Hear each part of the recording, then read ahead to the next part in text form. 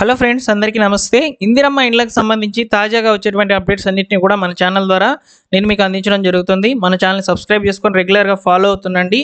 ఈ రోజు కూడా తాజాగా ఇందిరమ్మ ఇండ్లకు సంబంధించి వచ్చినటువంటి అప్డేటెడ్ ఇన్ఫర్మేషన్ అయితే తీసుకొచ్చాను. సో మీరు తప్పకుండా వీడియోని పూర్తిగా చూస్తే ఆ డీటెయిల్స్ ఏంటనేది మీరు చూడవచ్చు. ముఖ్యంగా ఇక్కడ వచ్చినటువంటి గుడ్ న్యూస్ ఏంటంటే, ఎవరైతే అర్హులుగా అయి ఉండి కూడా అనర్హత లిస్టులో అయితే పేర్లు వచ్చినాయో వారందరికీ కూడా ప్రభుత్వం మరొకసారి రీసర్వ్ అయితే చేయబోతుంది. వారందరికీ కూడా మరొక అవకాశం అయితే ఇస్తామని చెప్పి ఉన్నతాధికారులు అయితే చెప్తున్నారు. అయితే వివరాలు ఏంటి, ఏ జిల్లాల్లో వాళ్ళకి ఈ అవకాశం అనేది రాబోతుంది అనేది వీడియోలోకి వెళ్ళి తెలుసుకుందాం. సో వీడియోని పూర్తిగా చూసి తప్పకుండా లైక్ చేయండి. ఇందిరమ్మ ఇండ్లకు సంబంధించి ఇప్పుడు ప్రస్తుతానికి ఇందిరమ్మ ఇండ్లకు సంబంధించిన లిస్టులు మాత్రమే విడుదలైనాయన్నమాట. సో పూర్తి వివరాలు అనేటివి ఇందిరమ్మ ఇండ్లకు సంబంధించిన పేమెంట్స్ గురించి కూడా, అదేవిధంగా అప్లికేషన్స్, అదేవిధంగా గ్రీవెన్స్ ఆప్షన్స్ ఇవన్నీ కూడా ఉన్నాయి కదా, వీటి మీద ఏమైనా అప్డేట్స్ వస్తే తప్పకుండా తెలియజేస్తాను. సో మన ఛానల్ని సబ్స్క్రైబ్ చేసుకొని రెగ్యులర్గా అయితే ఫాలో అవుతుండండి. ఇక వివరాల్లోకి కనుక వచ్చినట్లయితే, ఈరోజు పత్రికా ముఖంగా పబ్లిష్ అయినటువంటి ఒక ఇంపార్టెంట్ అప్డేటెడ్ ఇన్ఫర్మేషన్ ఉన్నటువంటి ఆర్టికల్ అయితే తీసుకొచ్చాను. వీడియోలోకి వెళ్ళైతే తెలుసుకుందాం. సో ఒకసారి మీరు ఇక్కడ స్క్రీన్ మీద చూసుకున్నట్లయితే, అనర్హులైన అర్హులకు మరో అవకాశం అని చెప్తున్నారండి. ఇందిరమ్మ ఇళ్ల దరఖాస్తులపై నిర్ణయం, 3 విభాగాలుగా విభజన, పూర్తయిన పరిశీలన ప్రక్రియ అని చెప్తున్నారనమాట. సో ఇక్కడ ముఖ్యంగా గ్రేటర్ హైదరాబాద్ జిల్లాల పరిధిలో ఉన్నటువంటి ఇందిరమ్మ ఇళ్ల దరఖాస్తులను పూర్తి స్థాయిలో అధ్వయనమతి చేసేసారనమాట. అంటే రీసర్వే అనేది, పరిశీలన అనేది పూర్తయిందని చెప్తున్నారు. దాదాపు 99.99% అయితే పూర్తి చేశారు.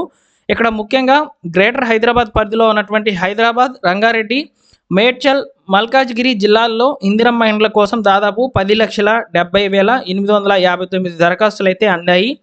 వీటిలో ముఖ్యంగా చిరునామాలు గుర్తించలేకపోయినవి 10,000కు పైగా ఉన్నాయని చెప్తున్నారనమాట. అంటే 10,000 లోపల అయితే ఉన్నాయని చెప్తున్నారు. అంటే అడ్రస్సెస్ అనేటివి, రీసర్వే కోసము అడ్రస్సెస్ అనేటివి వాళ్ళే వెరిఫై చేయలేకపోతున్నారు. అదేవిధంగా ప్రస్తుతం అక్కడ ఉన్నటువంటి వాళ్ళు కూడా ఆ యొక్క అడ్రస్ని అయితే ఐడెంటిఫై చేయలేకపోతున్నారని చెప్పి ఒక ఉన్నత అధికారి ఈనాడుతో అయితే తెలియజేశారండి. సో 99.99% అయితే దరఖాస్తుల పరిశీలన పూర్తి చేసిన అధికారులు నివేదికను ఉన్నత అధికారులకు అయితే అందించారు. క్షేత్రస్థాయి పరిశీలన తర్వాత దరఖాస్తులను 3 విభాగాలుగా విభజించారు. సో ఇది మీకు అందరికీ కూడా తెలిసిందే, L1, L2, L3 లిస్టులు అనమాట. ఇక్కడ మనకు ఏం చెప్తున్నారంటే, దరఖాస్తులకు మరొకసారి అవకాశం అనేది ఇస్తామని చెప్తున్నారండి.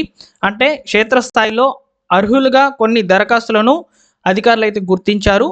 సొంత ఇల్లు ఉండడం, ఆదాయపు పన్ను చెల్లిస్తూ ఉండడం తదితర కారణాలతో వారిని అనర్హుల జాబితాలో అయితే చేర్చున్నారనమాట.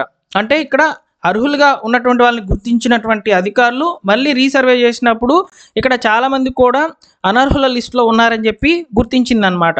వారికి మరొకసారి అవకాశం ఇవ్వాలని ఉన్నత స్థాయిలో అధికారులను భావిస్తున్నారు.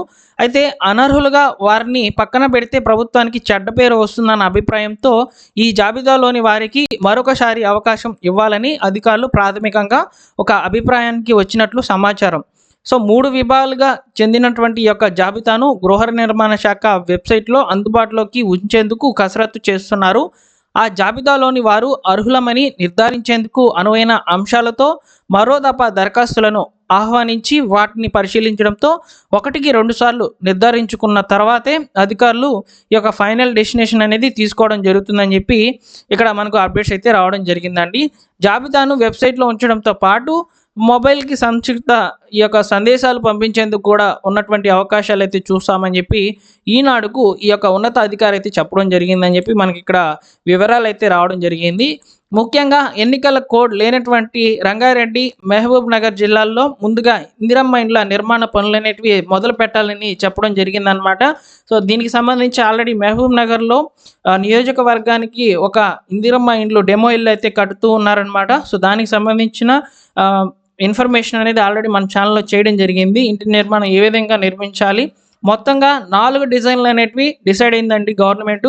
మీరు 4 డిజైన్లో ఏదైనా కానీ నిర్మించుకోండి, మీరు ఇల్లు ఎలాగైనా కట్టుకోండి, కాకపోతే ఈ డిజైన్ ఫాలో అవ్వాలి. అదేవిధంగా మీరు 45 గజాల్లోనే ఇంటి నిర్మాణం అనేది పూర్తి చేసుకోవాలి. అదేవిధంగా మీరు కాంపౌండ్ వాల్ కట్టుకోవాలనుకుంటే 70 ఈ యొక్క గజాల్లో ఇంటి నిర్మాణం పూర్తి చేసుకోవాలని చెప్పి కూడా చెప్పడం జరిగిందనమాట.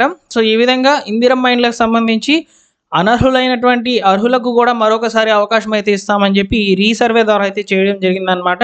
సో ప్రస్తుతం ఎమ్మెల్సీ ఎన్నికలు అనేటివి జరుగుతున్నాయన్నమాట. ఈ ఎమ్మెల్సీ ఎన్నికలు పూర్తయిన తర్వాత ఆల్రెడీ అయిపోయినాయి. సో మనకు ఈ యొక్క ఎన్నికల కోడ్ అలానే ఉంది కాబట్టి రిజల్ట్స్ దాదాపు 8వ తేదీ పైనైతే మార్చి 8వ తేదీ పైనైతే మనకు ఈ యొక్క ఎన్నికల కోడ్ అనేది తీసివేసే అవకాశం అయితే ఉంటుంది. అప్పటి నుంచి ప్రభుత్వ పథకాలు అనేటివి ఊపందుకునేందుకు అవకాశం అయితే ఉందన్నమాట. సో ముఖ్యంగా మార్చి 1న వచ్చేసి రేషన్ కార్డులు జారీ చేస్తామని చెప్పింది గవర్నమెంట్. దీన్ని కూడా డిలే అయితే వేయడం జరిగిందండి. ఉత్తమ్ కుమార్ రెడ్డి అయితే చెప్పారు మార్చి 1వ తేదీన రేషన్ కార్డులు పంపిణీ అయితే చేస్తామని చెప్పి. సో వాటిని కూడా కొంచెం డిలే అయితే చేసినట్లు సమాచారం అయితే రావడం జరిగిందనమాట. సో మార్చి 1st వీక్ తర్వాత ప్రభుత్వ పథకాలు వరుసగా ఒక్కొక్కటిగా అయితే ప్రజల్లోకి అయితే రాబోతున్నట్లు సమాచారం. సో ఇందిరమ్మ ఇళ్లకు సంబంధించి ముఖ్యంగా ఈ అప్డేట్స్ అయితే వస్తున్నాయండి. సో ప్రతిరోజు కూడా 1కి 4-5 న్యూస్ పేపర్లు చూసి అందులో ఇన్ఫర్మేషన్ ఏదైనా జెన్యూన్గా ఉందనుకుంటే ఈ విధంగా మీకు అందరికీ కూడా తెలియజేయడం జరుగుతుందండి. సో మీరు మన ఛానల్ సబ్స్క్రైబ్ చేసుకున్నట్లయితే ఇందిరమ్మ ఇళ్లకు సంబంధించి వచ్చేటువంటి అప్డేట్స్ అన్నింటినీ కూడా ప్రతిరోజు కూడా మీరు తెలుసుకుంటూ ఉండవచ్చు అనమాట. జెన్యూన్ ఇన్ఫర్మేషన్ అండి, క్రాస్ చెక్ చేసుకొని మీకు ప్రూఫ్స్తో సహా వీడియోస్ అనేవి చేస్తున్నాము. సో మీరు లైక్ చేయడం ద్వారా ఈ ఇన్ఫర్మేషన్ చాలామందికి కూడా రీచ్ అవుతుంది. తప్పకుండా లైక్ చేసి సపోర్ట్ చేయండి. Thank you for watching.